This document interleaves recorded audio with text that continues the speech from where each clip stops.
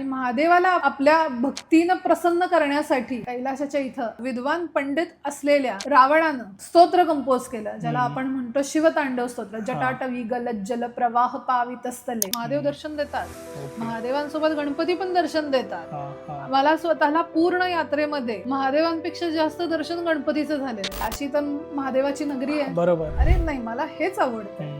मला मंदिरात जायला, मंदिराच्या त्या विसिनिटीमध्ये, त्या क्षेत्रामध्ये, मग तिथं गंगा स्नान असेल किंवा इतर कोणत्या नदीमधलं पवित्र स्नान असेल, तिथं आपली स्वतःची शांत बसून साधना करायला, चॅन्टिंग करायला, जे काही मंत्र किंवा जे काही स्तोत्र आपल्याला येतात ते सर्व त्याचं पठण तिथं करायला. आणि तिथली जी एनर्जी आहे, 10वं ज्योतिर्लिंग हे डिसेंबर 2023 मध्ये गेलेलं. पण डिसेंबर 2023 पासून आता 2026 पर्यंत मी पुढचं 11वं ज्योतिर्लिंग करू शकले. जर करायचं असतं तर लॉजिस्टिकली हे अतिशय इझी गोष्ट होती. पण ते म्हणतात ना, आपल्या आत्म्याची ती एलिजिबिलिटी आणि ते बोलवणं, त्या परमात्म्याकडून येणं, त्या महादेवाकडून येणं. बरोबर. आपली तब्येत चांगली असते, आपल्याकडे पैसे असतात, कदाचित आपल्याकडे वेळ असते, इच्छाही असते, पण सर्व गोष्टी असून सुद्धा ते एकदा आपल्याला ते जाता येत नाही. ह्याचं एकमेव कारण हेच आहे, हा एक बुलावा आहे. एक अशी वेगळी यात्रा जी झाली ज्याच्यातला एक्सपिरियन्स खूप असा वेगळा होता. अशी यात्रा म्हणजे कैलाश मानसरोवर. ओके. मी त्या संपूर्ण उर्वरित दिवसामध्ये फक्त आणि फक्त रडत होते. आणि भरपूर माझं रडणं हे थांबतच नव्हतं ना. मला जगाची पर्वा होती. आम्ही एक पार्थिव शिवलिंग तिथं वाळूचं तयार केलं, त्याची पूजा केली, आरती केली. तो संपूर्ण जो भाव होता की आपण त्या मानस सरोवरच्या इथे आहोत आणि महादेवाची आपण पूजा करतोय, आरती करतोय, त्या ठिकाणी 3:30 वाजता ढगाच्या मागून जणू महादेवानं आणि चंद्रानं साक्षात समोर येऊन आम्हाला दर्शन द्यावं. जपमाळ असते ते काढून माझं चॅन्टिंग सुरू झालं. ओम त्र्यंबकम यजामहे सुगंधिं पुष्टिवर्धनम्. त्याच्या माळा जपायला सुरुवात केली. ओम नमः शिवायच्या माळा जपायला सुरुवात केली. जेवढे काही मला महादेवाचे मंत्र स्तोत्र येतात त्या सर्वांच्या माळा जपायला सुरुवात केली. जशी जशी परिक्रमा पुढे सरकत होती, जशी जशी पावलं पुढे सरकत होती, प्रत्येक श्वासागणी मनामध्ये हे महादेवाचंच नाव होतं. उज्जैनमध्ये फक्त महाकाल नाही तर महाकाल सोबत 2 शक्तीपीठ आहेत. गडकालिका माता त्यांचं मंदिर आहे, हरसिद्धी माता मंदिर आहे. जसं मी पहिली अमावस्या केली, मग त्याच्यानंतर पुढच्या अमावस्या झाल्या, त्यामध्ये दिवाळीची पण एक अमावस्या झाली माझी. आणि माझी 5वी अमावस्या जी होती ती होती मौनी अमावस्या. त्या एका दिवसामध्ये मी नर्मदा, त्रिवेणी संगम अशी 2 ठिकाणं झाली. मंदिराच्या बाहेर नंदीच्या पाठीमागे येऊन मांडी घालून खाली शांत बसायचं आणि आपली साधना करायची. तर त्या ठिकाणी लोक मंदिरामध्ये देवाला अर्जी लिहितात, आमची ही इच्छा पूर्ण होते. देवीचा जो विग्रह आहे तो विग्रह बाजूला करतात. त्याच्या खाली एक असं पीठ असल्यासारखं आहे, ठीक आहे, गड्डा असल्यासारखं आहे, ते बाजूला करतात. आपणच पूजेचं जे सामान आणलेलं असतं त्याच्यातल्या ज्या वाती असतात त्या वाती लावतात आणि त्या वातीच्या आपल्याला उजेडामध्ये ते मातेचं जे खाली जीभ पडले, जे अंग पडले त्याचं दर्शन करवतात.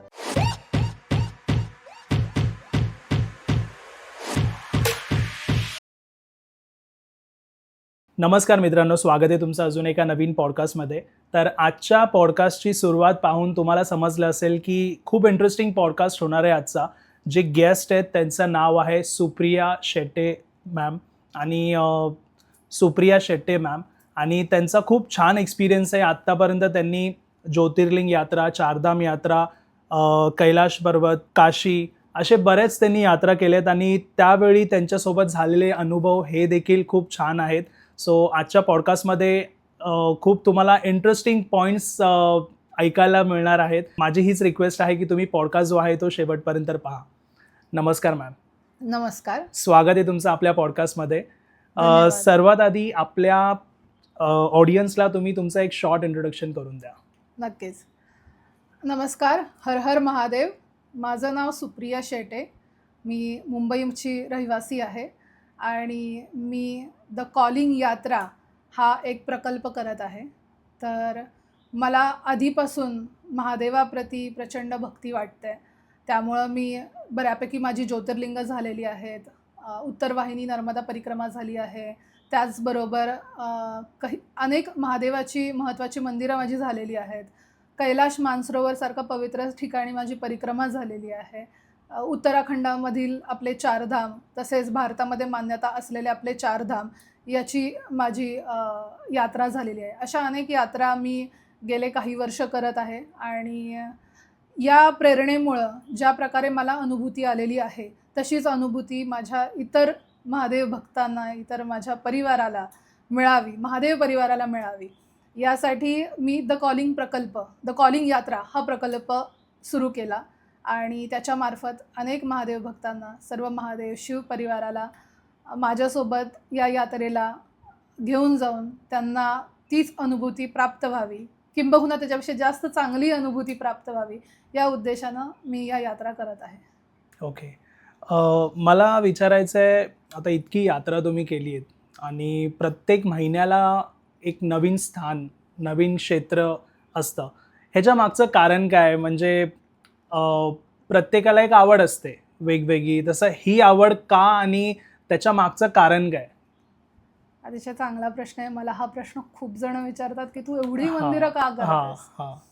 तर मला वाटतं मी महादेवाच्या ठिकाणी किंवा एवढ्या मंदिरांच्या, एवढ्या देवतांच्या ठिकाणी जाण्यापेक्षा मला असं वाटतं मला तिथून बोलवणं येतं. जेवढी इच्छा भक्ताला आपल्या भगवंताचं दर्शन करण्याची असते, त्यापेक्षा कित्येक जास्त इच्छा ही त्या भगवंताला, आपल्याला भक्ताला पाहण्याची असते. तर मी जवळपास ही सुरुवात जेव्हा केली त्यावेळेला सगळ्यात पहिल्यांदा मी गेलेले होते, कुंभकोणम नावाची जागा आहे खाली साऊथमध्ये, चेन्नईच्या जवळ. तर त्याच्या आजूबाजूला नवग्रहांची मंदिर आहेत, साधारण 1-2 तासाच्या अंतरावरती. या ठिकाणी जेव्हा मी गेलेले होते, सुरुवातीला मला असं फक्त ठीक आहे मंदिरात जायचं एवढीच कॉन्सेप्ट माहिती होती. पण त्या मंदिरांमध्ये गेल्यानंतर त्या मंदिरांमधली जी ऊर्जा होती, अशी ह्यूज, एन्शंट आणि अतिशय प्राचीन सुंदर मंदिर आहेत. त्या मंदिरामध्ये गेल्यानंतर तिथं चाललेले सर्व मंत्रोच्चार, तिथं चाललेले सर्व होम हवन, मी स्वतःहून तिथं केलेल्या काही पूजा, तिथं शांतपणे बसून केलेलं चॅन्टिंग, आपली स्वतःची साधना, मेडिटेशन, हे सर्व काही जो पूर्ण माझा अनुभव होता, तो अनुभव मला इतका भावला आणि त्या यात्रेमध्ये माझ्या लक्षात आलं की this is something I really like.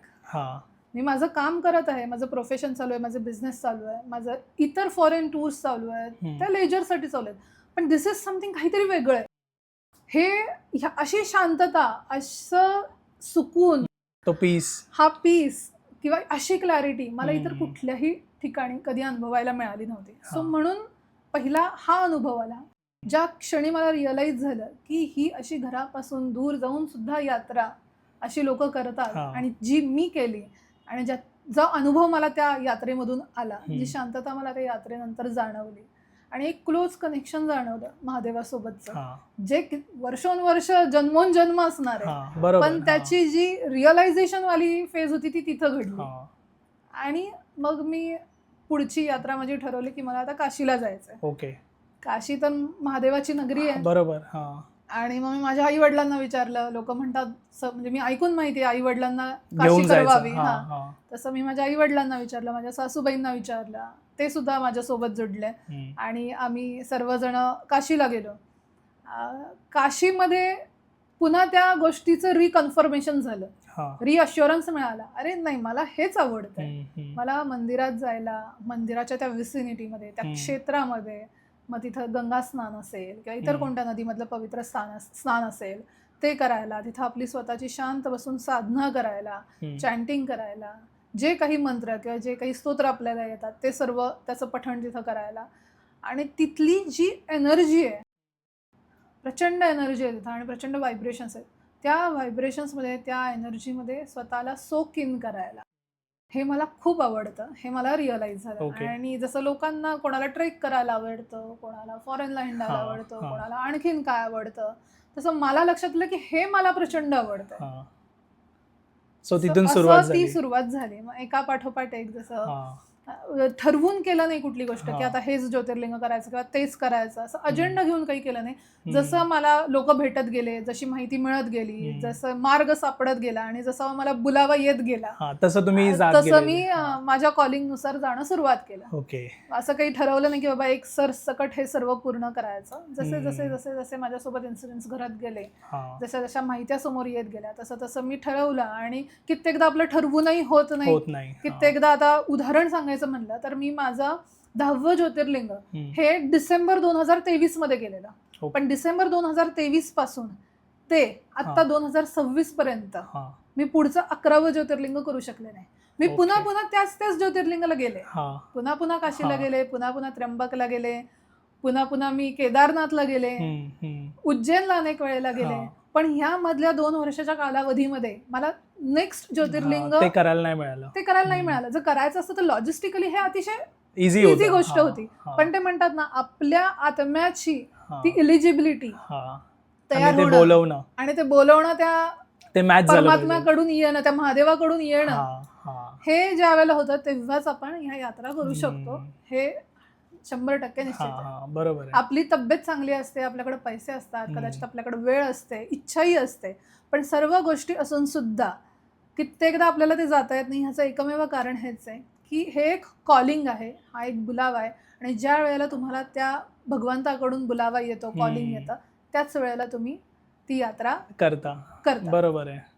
Ma'am, आतापर्यंत तुम्ही इतक्या यात्रा झाल्यात तुमच्या, मला विचारायचं आहे, एक अशी वेगळी यात्रा जी झाली ज्याच्यातला एक्सपिरियन्स खूप असा वेगळा होता? अशी यात्रा म्हणजे कैलाश मानसरोवर. ओके. ती जागा खरंच वेगळी आहे. तिथं नक्कीच काहीतरी वेगळं आहे त्या जागेमध्ये. तर मी जेव्हा कैलाश यात्रेला चाललेले होते, मी प्रचंड कॉन्फिडंट होते जाताना. वेगळ्याच लेवलचा कॉन्फिडन्स.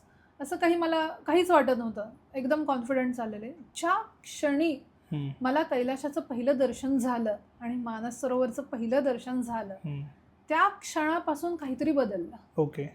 जसं मी त्या झोनमध्ये गेले, महादेवाच्या त्या विसिनिटीमध्ये गेले, तसं म्हणायला गेलं तर महादेवाची विसिनिटी हे संपूर्ण जगच आहे.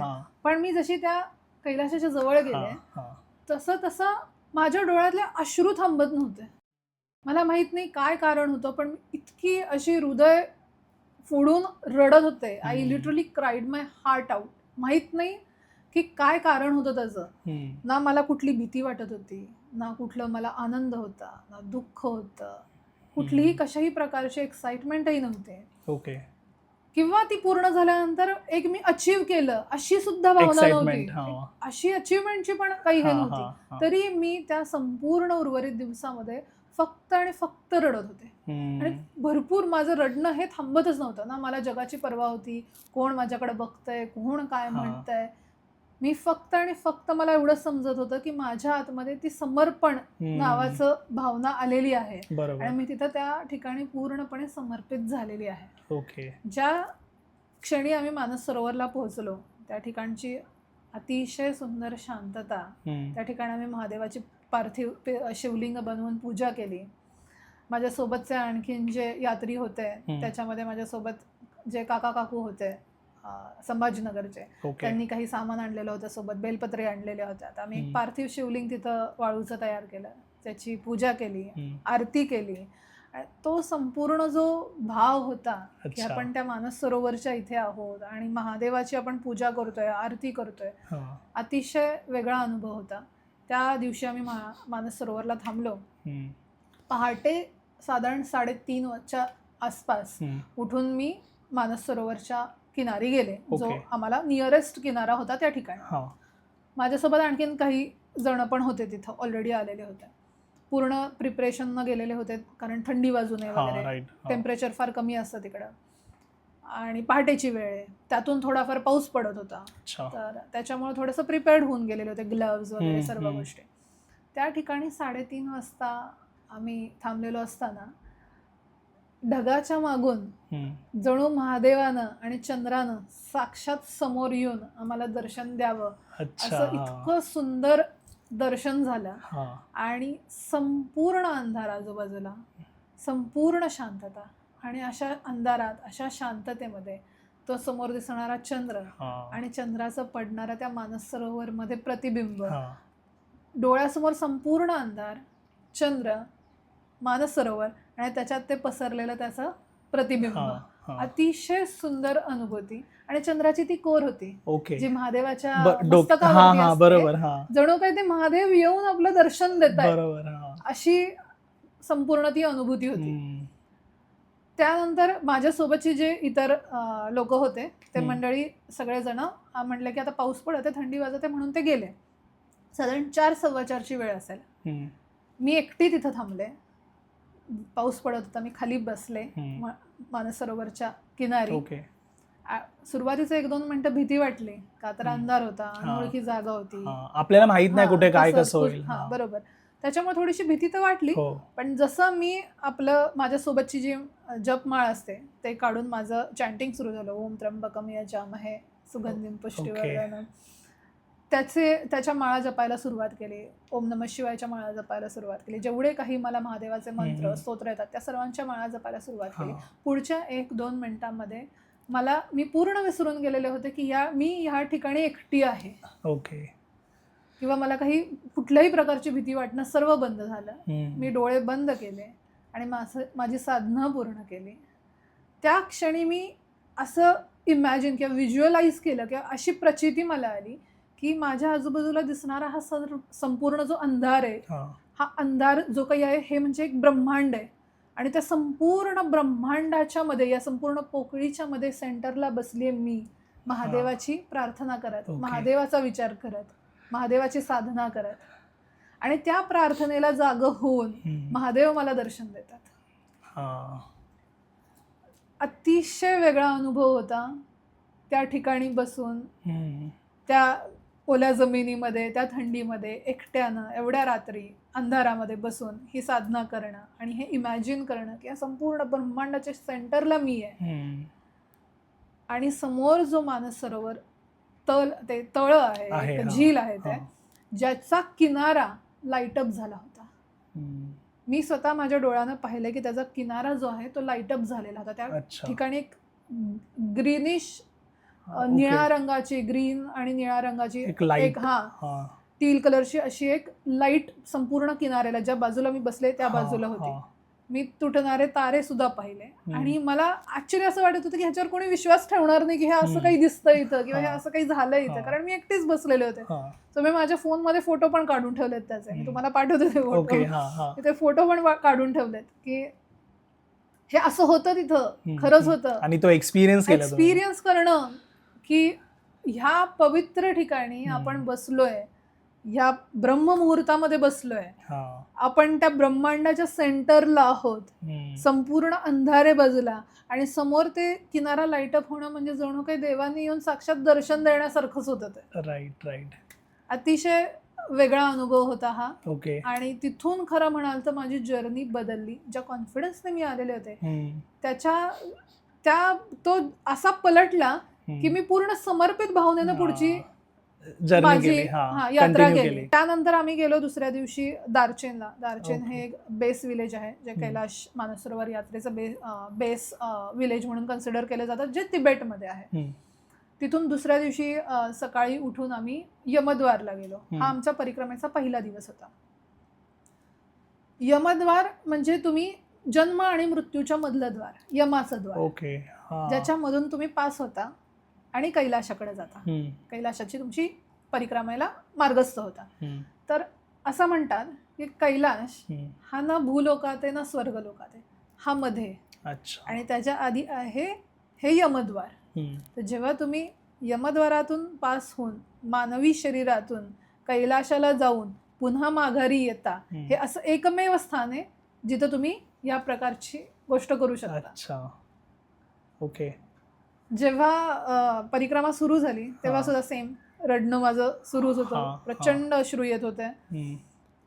एवढं रडायला येत होतं की देव जाणे काय घडलेलं होतं. जशी जशी परिक्रमा पुढे सरकत होती, जशी जशी पावलं पुढे सरकत होती, प्रत्येक श्वासागणिक आणि प्रत्येक पावलाला, प्रत्येक त्या मायक्रो सेकंड्सला मनामध्ये हे महादेवाचंच नाव होतं. कंटिन्युअसली महादेवाचा जप चालू होता. त्यानं एक अनुभूती अशी आली की माझा प्रत्येक श्वास आणि माझं प्रत्येक पाऊल हे मला महादेवाच्या नजदीक घेऊन चाललं. आणि ज्या वेळेला तो कैलाशाचा मार्ग आपण चालत पुढं चाललोय, त्या क्षणी एक वेगळा अनुभव असा होता की हेच ते कैलाश, हाच तो कैलाश ज्या ठिकाणी खरं तर दानव आहे, राक्षस आहे, पण तरी सुद्धा विद्वान पंडित असलेल्या, महादेवाच्या श्रेष्ठ भक्त असलेल्या अशा रावणानं महादेवाला मी माझ्या घरी घेऊन जातो म्हणून कैलाश पूर्ण पर्वत उचलायला घेतला. जसा रावणानं त्याच्या खाली 2 हात आपले सरकवले, तसं महादेवानं त्यांची अंगठा हा. पृथ्वीवरती दाबून ठेवला हा. आणि त्याचे हात त्या कैलाशाखाली अडकले. हा. त्यांना महादेवाच्या साधनेमध्ये आणि महादेवाला आपल्याला आपल्या भक्तीनं प्रसन्न करण्यासाठी त्याच ठिकाणी कैलाशाच्या इथं एक स्तोत्र कंपोज केलं, ज्याला आपण म्हणतो शिवतांडव स्तोत्र. जटाटवी गलज्जल प्रवाह पावितस्थले. हे स्तोत्र रावणानं कैलाशाला तिथे असताना ते त्या ठिकाणी कंपोज केलेलं स्तोत्र आहे. आणि हे जे स्तोत्र आहे हे माझ्या डोक्यामध्ये कंटिन्युअसली घोळत होतं तिथं असताना.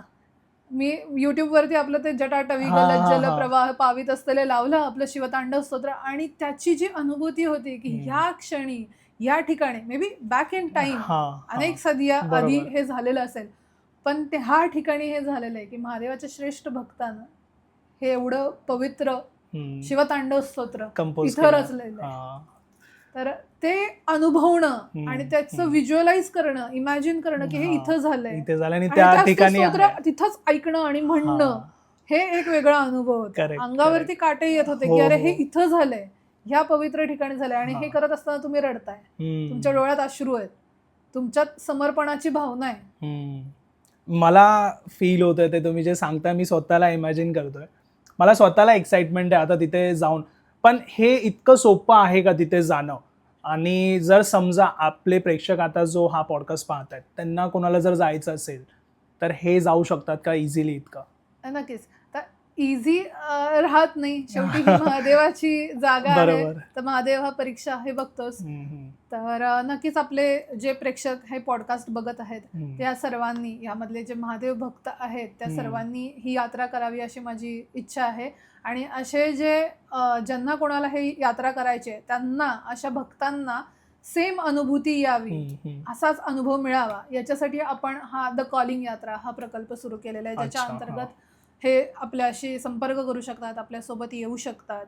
आणि त्यांची ही यात्रा 2 मार्गाने होते. एक वाया लखनौ होते, जी हेलिकॉप्टर मार्गे केली जाते. हेलिकॉप्टर मार्गे आपण एक थोडासा त्यातला पॅच आहे तो कव्हर करतो.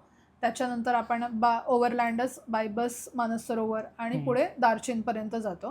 परिक्रमा ही तुम्हाला पैदल किंवा तिथे मिळणारे जे घोडे असतात त्याच्यानं करता येते. दुसरा मार्ग आहे जो काठमांडू कडून आहे, जो काठमांडू वरून तुम्ही ओव्हरलँड यात्रा करू शकता, म्हणजे बाय बस यात्रा करू शकता. ती बस आपल्याला परत मानस सरोवर आणि त्या दार्जिलिंगपर्यंत घेऊन जाते. सो फक्त तुम्हाला जसं कॉन्टॅक्ट केला की ह्या सगळ्या गोष्टी नक्कीच ऑर्गनाइज्ड होतात. नक्कीच. ओके. आता ही एक यात्रा झाली, मला जाणून घ्यायचंय, तुम्ही आतापर्यंत बऱ्याच यात्रा केल्यात, त्याच्याबद्दल जरा सांगा. कुठे कुठे तुम्ही गेलायत, कोणत्या कोणत्या यात्रा केल्यात? माझं तसं म्हणायला गेलं ना, आवडतं ठिकाण आहे काशी. अच्छा. मला प्रचंड आवडतं काशीला जायला. तिथं काशीमध्ये मणिकर्णिका घाट आहे, हरिश्चंद्र घाट आहे, तसंच दशेश्वमेध घाटावरती गंगा आरती होते संध्याकाळी. मला काशीला जायला प्रचंड आवडतं. असं वाटतं काशीमध्ये महादेव माता पार्वती सोबत तिथंच आहेत, तिथंच राहतात, तिथंच त्यांचा वास आहे. तर काशी नंतर मला आवडतं उज्जैनला जायला. तर मी अनेक वेळेला उज्जैनला देखील गेलेली आहे. तर उज्जैन पण हे असं एक पॉवरफुल महाकालचं स्थान आहे की जिथली भस्म आरती प्रत्येकानं आयुष्यामध्ये एकदा तरी घ्यावी. प्रचंड. आणि उज्जैनमध्ये फक्त महाकाल नाही तर महाकाल सोबत 2 शक्तिपीठ आहेत. गडकालिका माता त्यांचं मंदिर आहे, हरसिद्धी माता मंदिर आहे. हरसिद्धी मातेच्या मंदिरामध्ये रोज संध्याकाळी साधारण 6:30च्या वेळेला आरती होते. 2 दीपस्तंभ आहेत, त्या दीपस्तंभांना ते दिवे लावतात वरपर्यंत आणि जोर जोरामध्ये ढोल वाजवून अतिशय पॉवरफुल आरती आहे. तर हे 2 आणखीन स्थान आहेत. कालभैरव आहे, विक्रांत भैरव आहे. त्याचबरोबर ऋणमुक्तेश्वर म्हणून महादेवाचं मंदिर आहे, ज्या ठिकाणी राजा हरिश्चंद्रानं त्याच्या ऋणामधून त्याला मुक्ती मिळावी यासाठी पूजा केलेली होती. ते ऋणमुक्तेश्वर महादेव स्थान उज्जैनमध्ये आहे. मंगळाचं स्थान उज्जैनमध्ये आहे. मंगलनाथ मंदिर आहे, अतिशय पॉवरफुल. ज्यांना कोणाला मंगळ दोष आहेत असे लोक त्या मंदिरामध्ये जातात. तर ही ठिकाणं जी आहेत ती मला प्रचंड आवडतात. मी केदारनाथला 2-3 वेळेला गेलेली आहे. त्या ठिकाणी सुद्धा आपण 4 धाम यात्रा घेऊन जातो. ही ठिकाणं महादेवाची मला प्रचंड आवडतात. यासोबत माझी जी ही प्रवासाची किंवा यात्रांची सुरुवात जी झाली, जसं मी सांगितलं नवग्रहांच्या मंदिरापासून झाली, त्याच्यानंतर मी पहिले काशी, उज्जैन ही क्षेत्र म्हणजे आपोआप घडत गेली. ही जशी होत गेली माझी, त्याच्यानंतर ऍक्च्युअल जी स्पीड पकडला मी, तो स्पीड पकडला मी हा कुबेर भंडारी पासून. ओके. तर कुबेर भंडारी नावाचं मंदिर आहे, हे स्थान आहे नर्मदेच्या किनारी गुजरातमध्ये. ओके. हा, वडोदरापासून साधारण 1.5-2 तासाच्या अंतरावरती हे स्थान आहे. या ठिकाणी पूर्वी मी एकदा गेलेले होते, तेव्हा मी उत्तर वाहिनी नर्मदा परिक्रमा केलेली माझ्या बहिणीसोबत. त्यासाठी आम्ही पहिले गरुडेश्वरला गेलो, ज्या ठिकाणी टेंबेस्वामी महाराजांची समाधी आहे, दत्त महाराजांचं मंदिर आहे. गरुडेश्वर नावानं महादेवाचं मंदिर आहे. कोटेश्वर आणि नारदेश्वर नावाचं मंदिर आहे. मनकामनेश्वर नावाचं मंदिर, हे सगळं त्या गावामध्ये आहे. आणि अतिशय सुंदर नर्मदेच्या किनारी वसलेली ही छोटी छोटी मंदिर आहेत. ती मंदिरं करून आम्ही रामपुरा नावाचं गाव आहे, त्या ठिकाणच्या मठापासून ह्या यात्रेची सुरुवात होते. ती यात्रा आम्ही रामपुरापासून तिलकवाडा असं करत माघारी रामपुरा, 21 किलोमीटरची परिक्रमा आहे, ती पूर्ण केली. ती 1 दिवसात होते ना? हा, ती 1 दिवसात होते. 21 किलोमीटरची परिक्रमा आहे. तुम्ही अर्ली मॉर्निंग सुरू करता आणि दुपारपर्यंत तुमची यात्रा संपूनही जाते. ओके. आणि ह्या यात्रेचं महत्व असं आहे की ही फक्त चैत्र महिन्यामध्ये होते. आता चैत्र महिना चालू आहे, तर चैत्र महिन्यामध्ये होते. आणि चैत्र महिन्यामध्ये केलेली उत्तर वाहिनी नर्मदा परिक्रमा म्हणजे तुम्हाला संपूर्ण नर्मदा परिक्रमा केलेल्याचं लाभ प्राप्त होतो. ओके. ओके. असं आहे. तर ह्या यात्रेदरम्यान, ह्या परिक्रमेदरम्यान आम्ही एक मंदिर केलेलं, ते म्हणजे हे कुबेर भंडारी. ओके. तशीच आणखीन काही मंदिर आम्ही केली तिथं. कुंभेश्वर महादेव, नानी मोठी पनौती, शनिदेवाचं मंदिर आहे. अशी खूप छान सुंदर नर्मदेच्या किनाऱ्यावरती वसलेली ही सर्व मंदिरं आम्ही त्या यात्रेमध्ये केली. तिथं मला पहिल्यांदा कुबेर भंडारीचं दर्शन झालेलं होतं आणि मला प्रचंड आवडलं ते मंदिर, कारण नर्मदेच्या किनाऱ्यावरती आहे, अतिशय सुंदर असं. ज्यावेळेला मी नेक्स्ट टाइम गेलेले माझ्या मैत्रिणीसोबत, आम्ही ऍक्च्युली गेलेलो होतो स्टॅच्यू ऑफ युनिटीला, पण मी जवळ होते त्या मंदिरापासून. तर मग ठरवलं की आता आपण ठीक आहे, आपलं हे झालं, आपण आता मंदिरामध्ये जाऊ. म्हणून मी एकटी मंदिरामध्ये गेले आणि त्याला मला कळालं की एवढी गर्दी काय इथं. ती होती अमावस्याचा दिवस, सर्वपित्री अमावस्याचा दिवस होता आणि भरपूर गर्दी होती. तिथं समजलं की या ठिकाणी लोक 5 अमावस्या कन्झिक्युटिव्ह 5 अमावस्या करतात. ओके. कुबेर हा धनाचा राजा आहे. राईट. देवांची जे धन होतं, सोनं होतं, हे कुबेर त्याचा, कुबेराच्याकडे त्याचं सगळं पोझिशन होतं असं आपण म्हणू शकतो. तर तो देव हा तुम्हाला धनप्राप्ती करून देतो, अशी मान्यता आहे. तर जसं मी पहिली अमावस्या केली, मग त्याच्यानंतर पुढच्या अमावस्या झाल्या, त्यामध्ये दिवाळीची पण एक अमावस्या झाली माझी. आणि माझी 5वी अमावस्या जी होती ती होती मौनी अमावस्येला. तर हे कन्झिक्युटिव्ह 5 अमावस्या जेव्हा मी करत गेले, तसा मला वाटतं मी तो स्पीड पकडला यात्रा करण्याचा. ओके. आणि तुम्ही ज्या दिवशी गेला होता योगायोग त्या दिवशी योगायोगाला त्या दिवशी अमावस्या, पहिला तुमचं ते एक तिथेच झालं होतं. मग मौनी अमावस्येला असं होतं की मला प्रयागला पण जायचं, प्रयागराजला महाकुंभमध्ये, आणि मला हे पण करायचं. तर मी संध्याकाळी निघाले, वडोदऱ्याला पोहोचले, वडोदऱ्यावरून कर्नाळीला गेले. कर्नाळी ठिकाणी हे कुबेर भंडारीचं स्थान आहे. माझं मला वाटतं दर्शन झालं साधारण रात्री 3 वाजता. अच्छा. 3 वाजताचं ते दर्शन घेतलं आणि मी निघाले मग वडोदऱ्याला जायला. वडोदऱ्यावरनं मी वाया मुंबई साधारण दुपारपर्यंत प्रयागराजला पोहोचलेले होते. त्या एका दिवसामध्ये मी नर्मदा आणि त्रिवेणी संगम अशी 2 ठिकाणं झाली. म्हणजे कुबेर भंडारी आणि प्रयागराज अशी 2 ठिकाणं केली. तर तिथून जो स्पीड पकडला गेला ना, त्याच्यानंतर मग एका मागोमाग एक असं ते सुरूच झालं. कित्येक जण म्हणतात असं काय, म्हणजे असं इतकं यात्रा का करते, असं काय, की म्हणजे असं काय पाहिजे असं वाटतं. पण खरं हे असं काही पाहिजे म्हणून आपण देवाकडे जात नाही. तर हे एक वेगळी शांतता आहे. ही शांतता किंवा ही क्लॅरिटी आणि तिथं असणारं जे व्हायब्रेशन आहे तेच आपल्याला तिकडं खेचून घेऊन जातं. आणि त्यांचं ज्या वेळेला ते कॉलिंग येतं तेव्हाच आपण जातो. मला ना चारधाम यात्रेबद्दल जरा सांगा, ही का करतात आणि त्याच्यामध्ये कोणते कोणते म्हणजे त्यात कोणते कोणते यात्रा इन्क्ल्यूड असतात चारधाममध्ये? सो चारधाम तसं बघायला गेलं तर भारतामधले चारधाम हे 4 दिशेला आहेत. वरती बद्रीनाथ आहे, खाली रामेश्वरम आहे. तुम्ही पूर्वेला गेलात तर जगन्नाथपुरी आहे आणि दक्षिणेला गेलात तर द्वारिका आहे. उत्तराखंडातले हे जे चारधाम आहेत ते चारधाम असे कन्सिडर केले जातात की यमुना नदीचं उद्गम स्थान, गंगोत्री, केदारनाथ आणि बद्रीनाथ याच्या दर्शनानं उत्तराखंडमधील चारधाम पूर्ण होतात. ज्याची सुरुवात ही हरिद्वार पासून होते. हरिद्वारमध्ये हर की पौडी नावाची जागा आहे, त्या ठिकाणी लोक स्नान करतात किंवा ऋषिकेशमध्ये गंगा स्नान करतात. आपण ज्या यात्रा घेऊन जातो ह्या यात्रा देहरादून पासून सुरू होतात. देहरादूनमध्ये सहस्त्रधारा नावाचं हेलिपॅड आहे, तिथून आपले हेलिकॉप्टर्स ऑर्गनाईज केलेले असतात, अरेंज केलेले असतात. ते आपल्याला पहिल्यांदा घेऊन जातात यमुनोत्रीला. यमुना मातेचं जे उद्गम स्थान आहे, नदीचं जे उद्गम स्थान आहे, त्या ठिकाणी मंदिर आहे, त्या मंदिराचं दर्शन करवतात. त्याच्यानंतर दुसऱ्या दिवशी आपण गंगोत्रीला जातो. गंगोत्रीचं जे उद्गम स्थान आहे ते वरती आहे, गोमुखला आहे, पण जे मंदिर आहे ते गंगोत्रीच्या ठिकाणी आहे. तर तिथं जे मंदिर आहे त्या मंदिराचं दर्शन आपण घेतो. तिथून आपण नेक्स्ट डे जातो केदारनाथला. केदारनाथ हे 12 ज्योतिर्लिंगापैकी एक ज्योतिर्लिंग आहे. महादेवाचं सगळ्यात जास्त पॉप्युलर असं स्थान आहे. अनेक भाविक येतात तिथं दरवर्षी पुन्हा येणारे भाविक आहेत. मी सुद्धा तशीच केदारनाथला अनेक वेळेला गेलेली आहे आणि मन काही भरत नाही, पुन्हा केदारनाथला जाण्याची इच्छा होते. अतिशय पॉवरफुल स्थान आहे महादेवाचं. तिथं जाणं सुद्धा म्हणजे तुम्ही तुमच्या तिथं पोहोचणं हेच तुमचं एक तप आहे. तिथं पोहोचणं हीच तुमची एक, आणि बऱ्याच लोकांची इच्छा पण आहे पण ते अजूनपर्यंत जाऊ नाही शकले. नक्की ते कॉलिंग जेव्हा येतं ना, तो बुलावा आला की तुम्ही नक्कीच जाणार. तर त्या ठिकाणी पण कालभैरवाचं, नॉट कालभैरव, तिथल्या भैरवाला बुकुट भैरव म्हणतात.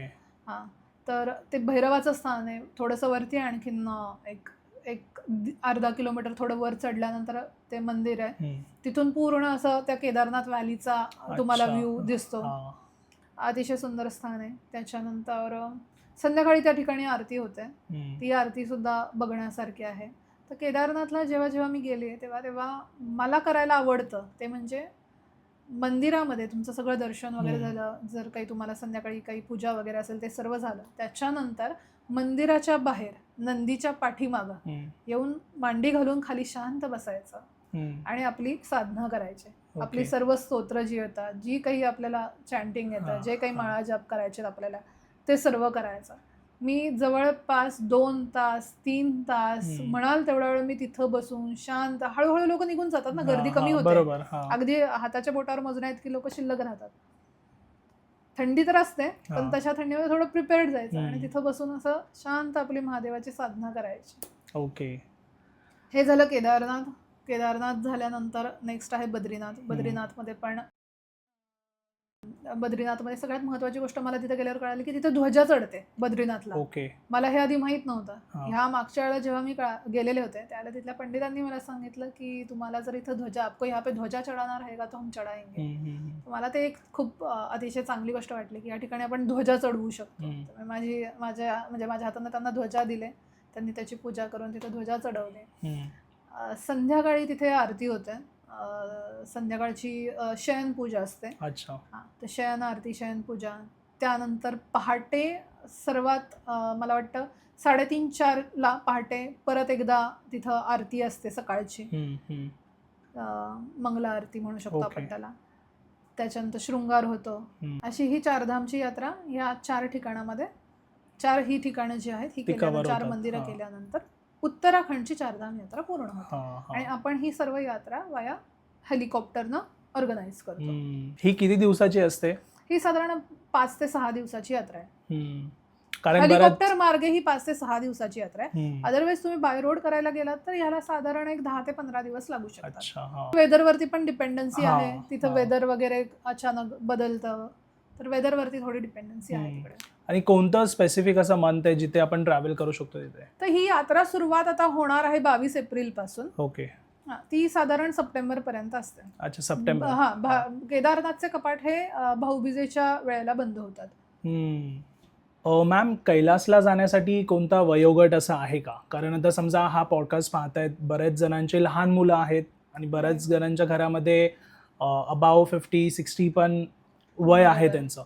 सो जर कोण फॅमिली प्लॅनिंग जर करतायत की तिथे फॅमिली सोबत जायला, नक्कीच याच्यामध्ये वयोमर्यादा आहे. साधारण ते 10-12 वर्षाच्या वरची मुलं ते 70 वर्षापर्यंतचे वृद्ध ओके. ही यात्रा करू शकतात. हम्म, त्यांना ही वयोमर्यादा लागू होते. हम्म, आणि मी खास करून सांगेन, जे तरुण युवक युवती हा पॉडकास्ट बघत आहेत त्यांनी आपल्या आई वडिलांना या काळातला श्रवण बाळ हा, आपण श्रावण जी बाळ, हा. गोष्ट लहानपणी ऐकले, तो श्रावण बाळ बनून आपल्या आई वडिलांना या यात्रेला पाठवावं. हा. आपण स्वतः तर नक्कीच यावं, पण एक श्रावण बाळाचं जे आपलं कर्तव्य आहे आपल्या आई वडिलांचं बरोबर. तीर्थ घडवून हा. आणण्याचं, तर त्यांनी त्यांच्या आई वडिलांना त्यांचे जर वयोमर्यादा त्यांचं जर वयोगट 70च्या आतमध्ये असेल तर त्यांची ही यात्रा ते ऑर्गनाईज करू शकतात. अच्छा. येस. तिथे जाऊन आल्यानंतरचा तुमचा एक्सपिरियन्स कसा होता जेव्हा तुमचा हा ट्रॅव्हल झाला कम्प्लीट? त्यानंतर तुम्हाला कसं फील झालं?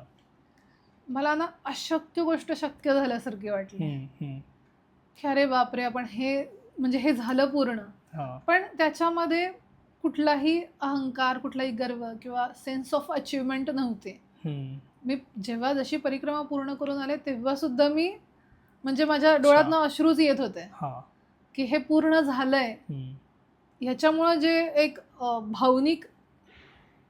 भावनिकता जी काही आलेली होती ना ती एक वेगळीच होती. ओके. तर ओव्हरऑलच कैलाश ही एक साधारण यात्रा नाहीये, एक साधारण कुठली जर्नी नाहीये. ही जे काही आपण जगतो ह्याच्या खूप पलीकडची यात्रा आहे आणि तो अनुभव हा शब्दांच्या पलीकडचा आहे. तो ज्या वेळेला माणूस तिथं जातो आणि ते जे काही तिथली व्हायब्रेशन्स आहेत, प्रचंड चांगले व्हायब्रेशन्स आहेत तिथं, आणि तिथले जो काही ओहरा आहे त्या ओहऱ्याच्या तुम्ही एकदा आतमध्ये जाता आणि त्याच्यानंतरचे तुम्ही अनुभव करता, जे दर्शन तुम्हाला वेगवेगळे दिसत जातात. महादेव दर्शन देतात, महादेवांसोबत गणपती पण दर्शन देतात. मला स्वतःला पूर्ण यात्रेमध्ये महादेवांपेक्षा जास्त दर्शन गणपतीचे झालेले आहेत. कसं ते? कित्येक सारे पर्वत असतात, ढग असतात, तुम्हाला काही स्टोन्स खाली सापडतात ज्याच्यामध्ये तुम्हाला ते सायन्स दिसतात गणपतीच्या शेप मधले. मला कित्येक वेळेला गणपतीचे, नंदीचे दर्शन झालेले आहेत. आणि तिथे मिळणाऱ्या प्रत्येक दगडामध्ये पण तुम्ही काही ना काहीतरी, कुठे त्रिशूळ सापडेल तुम्हाला, कुठे ओम सापडेल. मी तिथून काही घरी घेऊन आलेले, कारण हे मला फार वेगळं वाटलं की अरे त्या दगडावरती पण कुठं ना कुठेतरी ओम दिसतंय किंवा त्रिशूळ दिसतंय किंवा काही ना काहीतरी महादेवाचा एक साईन आहे. ओके. म्हणजे अशा वेळी दर्शन होतात? नक्की होतात. प्रत्येकाला कुठल्या ना कुठल्या मार्गानं तिथं दर्शन मिळतं आणि कोणता ना कोणता अनुभव हा नक्की येतो. आता आपण जागरूक पाहिजे की कधी आपल्याला देव येईल आणि कधी दर्शन देऊन जाईल हे माहित नाही. तिथल्या एका पंडितांनी मला सांगितलं, मानसरोवर हेच शक्तिपीठ आहे. शक्तीचं स्वरूप जे आहे ते मानसरोवर आहे. आतापर्यंत आम्ही ऐकत होतो मानसरोवर एक झील आहे ज्याच्यामध्ये देवी देवता येतात, स्नान करायला येतात. कैलाशाच्या पर्वताच्या तळाशी हे मानसरोवर झील आहे. पण तिथं गेल्यानंतर आम्ही ज्या वेळेला तिथं रुद्राभिषेक केला, त्या पंडितांनी सांगितलं की मानसरोवर हे फक्त झील नाहीये, तर हे स्वयंशक्तीपीठ आहे, स्वयंशक्तीचा वास असलेलं स्थान आहे. जो महत्वाचा जो अनुभव बद्दल मी बोलत आहे वेगळा, तो साधारण पहाटे 3-3:30च्या दरम्यान तुम्ही तिथं जाणं गरजेचं आहे. 3:30 पर्यंत तुम्ही तिथं असणं गरजेचं आहे. अच्छा. हे सर्व जो काही मी अनुभव केलेला आहे हा सुरू झाला साधारण 4-4:15 पासून, तो होता साधारण 5-5:15 पर्यंत. ओके. जोपर्यंत तो अंधाराचा टाइम आहे. येस, 4 ते 5 हा मेन क्रुशियल टाइम आहे. त्या वेळेमध्ये तुम्ही तिथं पाहिजे. 4च्या आधीच तुम्ही तिथं पाहिजे. त्या वेळामध्ये तिथे असताना अशी कोणती वेगळी पूजा, नाहीतर काय जसं आपण होम हवन वगैरे असतात, नाहीतर ज्या पण काही अशा एक्स्ट्रा गोष्टी तिथे गेल्यानंतर करायला पाहिजे का आपल्याला? स्वतः जावा, पूर्ण भावनेनं, पूर्ण श्रद्धेनं जावा आणि तिथं दुसरं काही समर्पण करण्याऐवजी स्वतःला समर्पण करा. स्वतःचा अहंकार, स्वतःच्या ज्या काही गोष्टी तुम्हाला वाटतात ज्या सोडायच्या त्या तिथं जाऊन समर्पण करून या. ह्याच्या व्यतिरिक्त तिथं जाणं हीच एक मोठी पूजा आहे आणि हीच एक मोठी तपस्या आहे. त्याच्यामुळे तुम्ही एवढ्या जरी गोष्टी, तिथं जाण्याचं पुण्य जरी तुम्हाला करता आलं, तिथं जाण्याची संधी तुम्हाला मिळाली तरी ती खूप आहे. ओके. तिथं पूजा करण्यासाठी मंदिर नाही की असं मानसरोवरला गेला आणि तिथं मंदिर आहे, कैलासला गेला तिथं मंदिर आहे, तिथं गेला तुम्ही काही पूजा वगैरे केल्यात. मानसरोवरच्या काठी जिथं आपला स्टे असतो त्या स्टेच्या ठिकाणी शिवलिंग वगैरे आहे, त्या ठिकाणी तुम्ही रुद्राभिषेक वगैरे करू शकता, पण दॅट इज ऑल ऑप्शनल. हे असं रिच्युअलिस्टिक गोष्टी झाल्या या. हा. पण त्या ठिकाणी जाणं आणि तो अनुभव घेणं हे itself is a big thing. Okay. इतक्या यात्रा आता तुमच्या झाल्यात, मला विचारावं असं वाटतं की तुम्ही असे कोणते तरी म्हणजे असे मंदिरांची नावं नाही तर त्यांची माहिती सांगा जिथे आपण म्हणजे आपले ऑडियन्स पण जाऊ शकतील. अच्छा, एक सर्वात महत्वाचं मी सांगितलं तुम्हाला, कुबेर भंडारी, हा. जे आहे नर्मदेच्या किनारी, कर्नाळी नावाचं गाव आहे आणि हे आहे गुजरातमध्ये. हे मंदिर मला प्रचंड आवडलं. या ठिकाणी आपण अमावस्येच्या वेळेला जाऊ शकतो. शक्यतो हे दर्शन रात्री 12 नंतर करतात. कुबेराचं मंदिर आहे, या ठिकाणी 5 अमावस्या केल्या जातात. हे मंदिर मला प्रचंड आवडलं, जे की मी केलेलं आहे. या व्यतिरिक्त तिथं पावागड नावाचं एक स्थान आहे. पावागडला मा काली हे शक्तिपीठ आहे अगेन, त्यांचं स्थान आहे आणि ते पण प्रचंड असं थोडंसं चालून वर जावं लागतं, थोडंसं चढावं लागतं. रोपवे आहे वगैरे, पण तरी पण थोडंफार चढावं लागतं. अतिशय पॉवरफुल स्थान आहे पावागड, गुजरातमध्ये येतं. त्याचबरोबर मागच्या वर्षी मी एक यात्रा केलेली होती कैची धामला. नीमकोरोली बाबांचा आश्रम आहे त्या ठिकाणी. तर ती पण यात्रा अतिशय सुंदर होती. मी त्या ठिकाणी आश्रमाच्या जवळ, त्या मंदिराच्या जवळ राहिलेले होते. 3 दिवस राहिले आणि रोज मी मंदिरात दर्शन घेतलं. तिथं पण असं एक वेगळ्या प्रकारची शांती आहे. तिथं ते स्थान दर्शन करण्यापेक्षा त्या ठिकाणी राहून साधना करण्याचं स्थान आहे ते.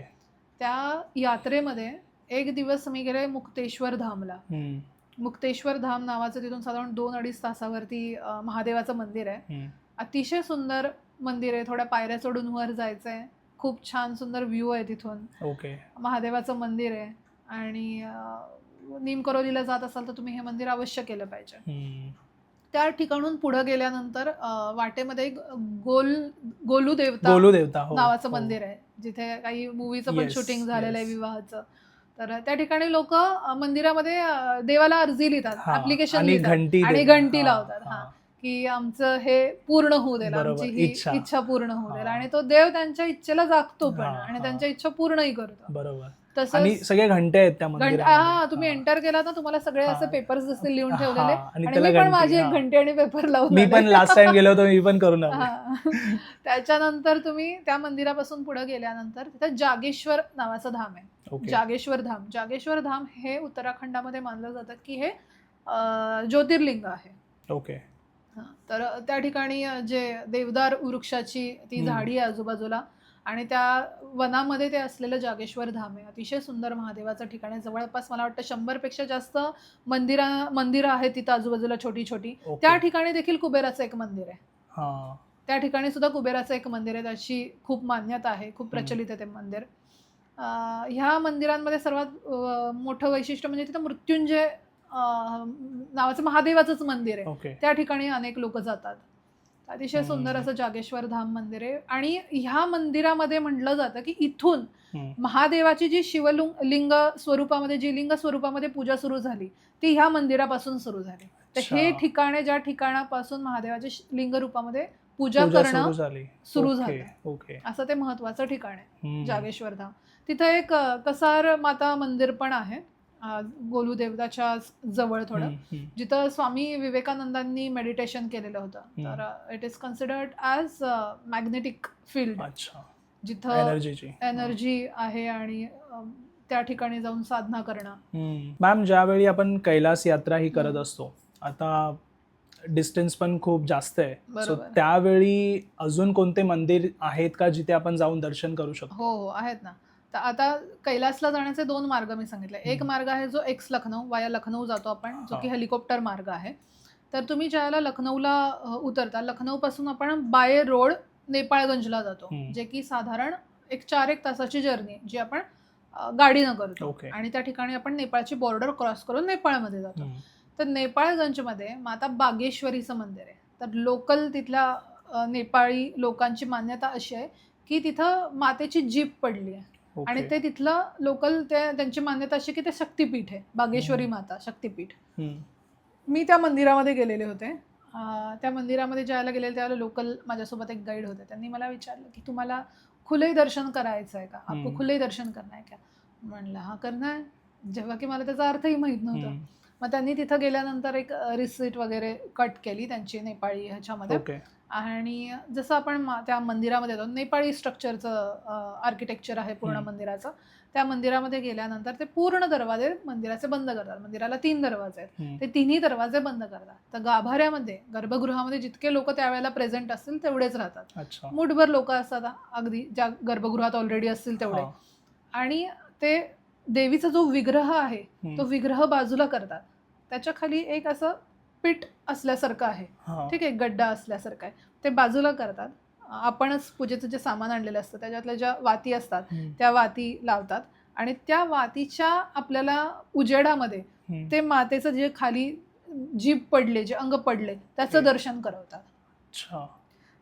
अंगावर काटा येण्यासारखं आहे एकदम. ते मंदिर बंद आहे, मंदिरातले सगळे दिवे चालू आहेत, ते धूप वगैरे चालू आहे, ते पूजा करवतात आपल्याकडून, देवीला वस्त्र वगैरे चढवतात आपल्याकडून, देवीचा विग्रह बाजूला करतात, आरती करवतात आपल्याकडून आणि ते दर्शन करवतात.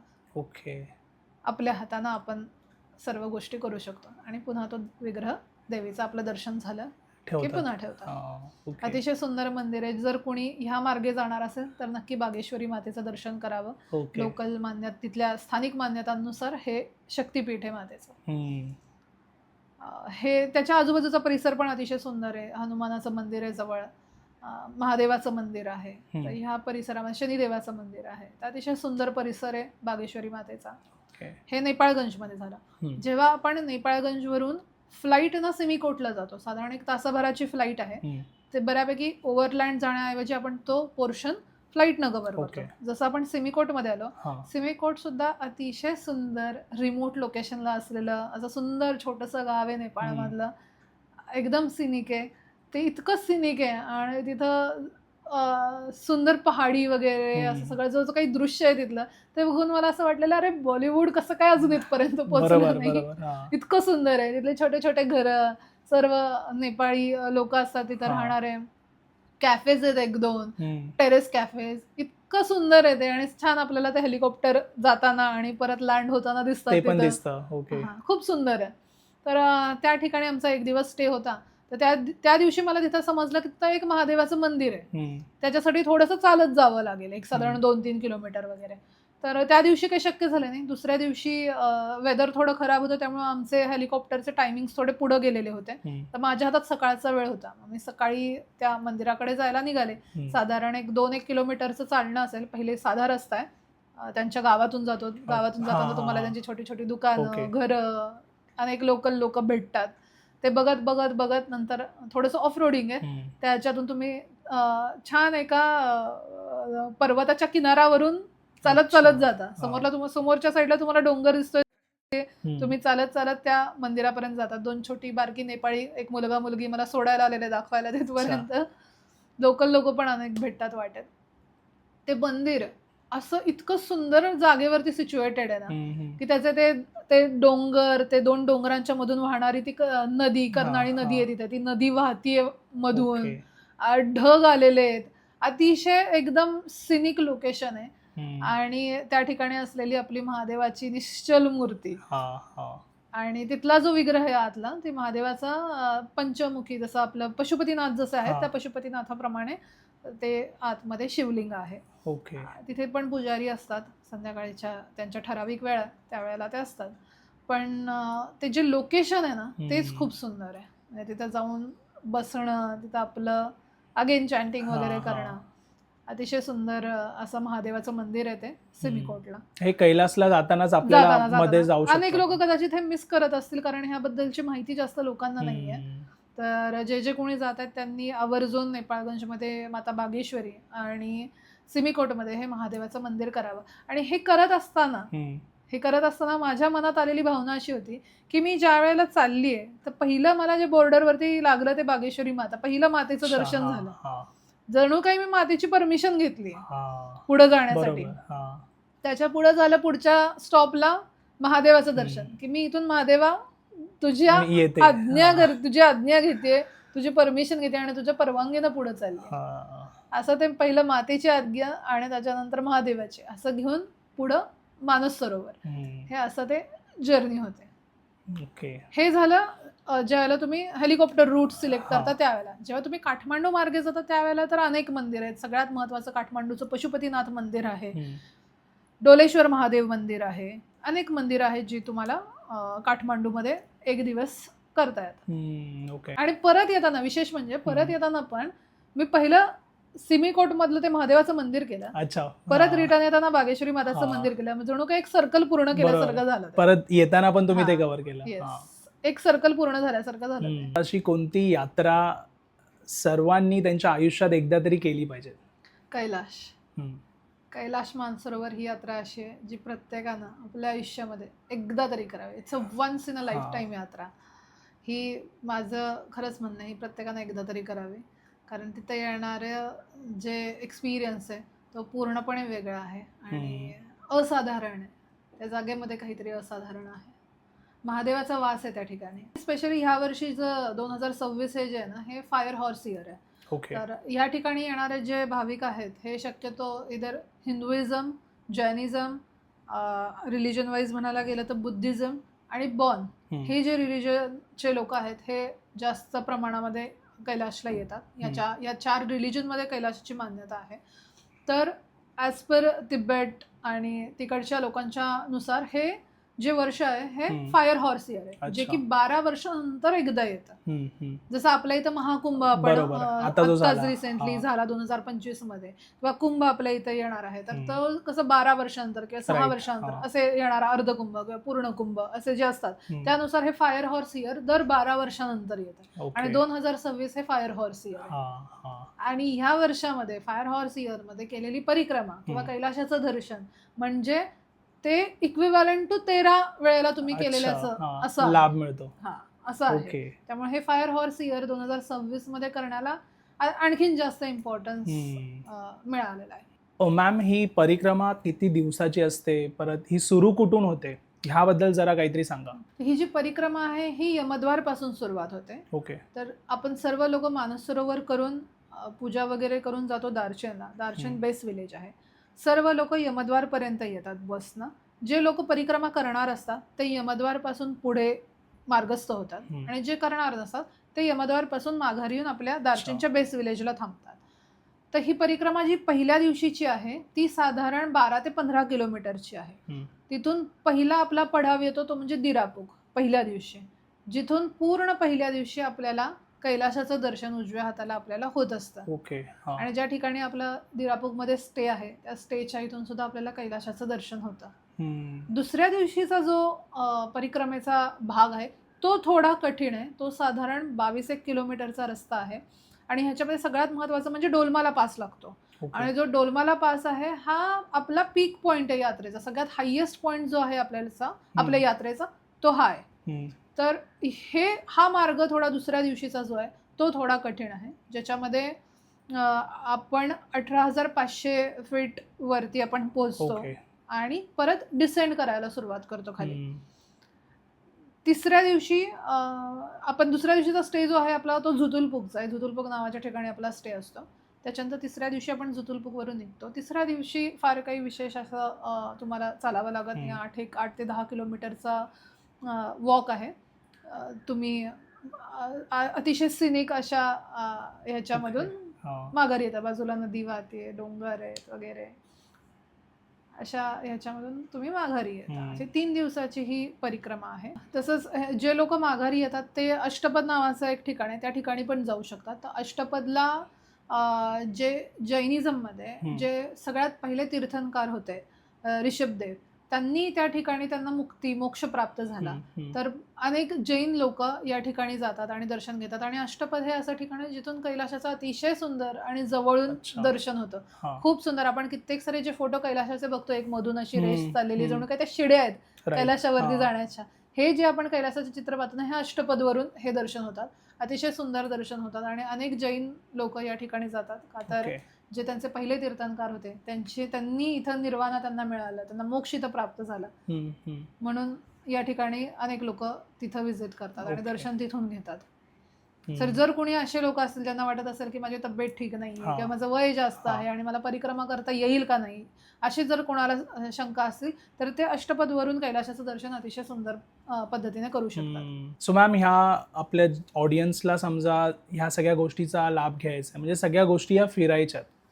चारधाम यात्रा झाली, नाही तर मानसरोवर जे यात्रा आहे ती, तर ते तुम्हाला कसं कॉन्टॅक्ट करू शकते? तर मी या ठिकाणी माझा नंबर देऊन ठेवते. तर हम्म. माझ्या नंबरवरती हे लोक मला संपर्क करू शकतात. त्यांना जर कैलाश मानसरोवर यात्रा करायची आहे आणि कुठल्याही मार्गे असो, भले ते हेलिकॉप्टर मार्गे असो किंवा By road. ओव्हरलँड असो, तसंच चारधाम यात्रा त्यांना करायची असेल तर मी एक महादेव भक्त म्हणून मला जी अनुभूती आली आहे तशीच अनुभूती माझ्या इतर महादेव भक्तांना मिळावी आणि त्यामध्ये माझा काही ना काही खारीचा वाटा असावा आणि ती संधी मला प्राप्त व्हावी अशी माझी मनापासून इच्छा आहे.